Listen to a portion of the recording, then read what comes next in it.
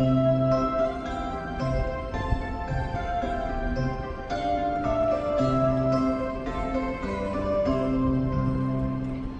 もなく22番乗り場に8時5分発桜545号鹿児島中央行きが参ります。自由席は1号車、2号車、3号車です。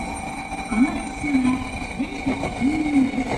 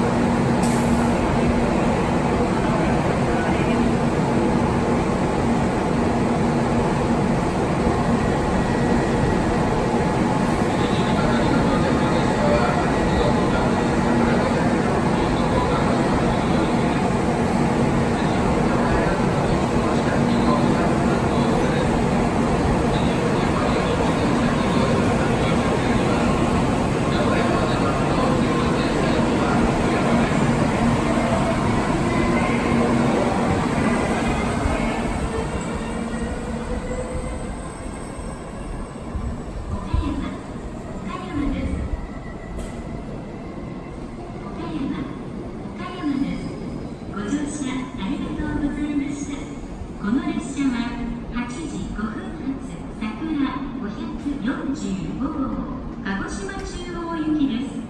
ご乗車の際は列車とホームの間が空いているところがありますので足元にご注意ください。